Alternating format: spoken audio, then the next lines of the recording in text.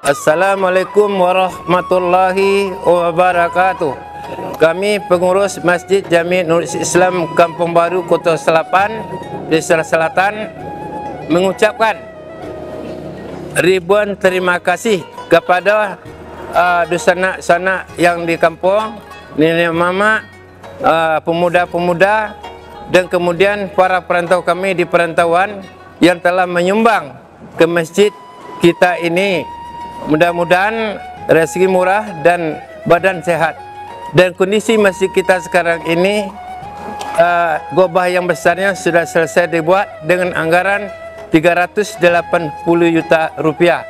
Sedangkan bayu kita bayarkan kepada yang si pemborongnya 2.220 juta rupiah. Jadi kekurangan dana itu 160 juta lagi. Oleh karena itu kami pengurus masjid sangat harap kepada kita semua, baik yang di rumah maupun di perantauan, mari kita menyumbang untuk pelunasan beli gobah ini. Lalu kemudian sesudah itu gobah anak ada sebanyak 4 buah. Kalau selesai ini baru kita lanjutkan pula perencanaan kini. Dan terima kasih banyak kembali kepada engkau-engkau, bapak-bapak dan di rumah atau yang di perantauan, yang sanak kami yang kami harap dirantau. Itu sangat kami harapkan. Terima kasih banyak. Dan kami informasikan juga bahwanya kami pengurus masjid ini bersama jamaah bersama-sama berupaya sekuat tenaga bagaimana untuk membangun masjid ini, baik fisik maupun mental spiritual. Alhamdulillah, 1 kali seminggu kami tetap mengadakan wirid dalam pembangunan mental spiritual.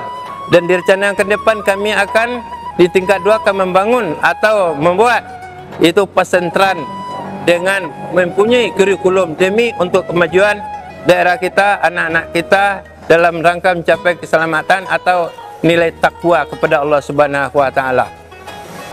Hari ini kami pengurus bersama jemaah sedang melaksanakan guru bersama demi untuk keberhasilan masjid ini, baik di luar maupun di dalam, dan sampai bahkan ke dalam WC tempat uduk, sehingga kita berada di masjid ini betul-betul nyaman, merasakan seenak mungkin dan nyaman kita berada di sini.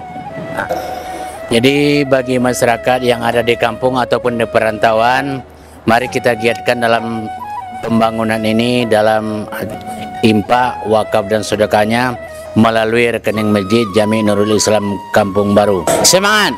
Semangat! Allahu Akbar! Allahu Akbar! Allahu Akbar! Allahu Akbar!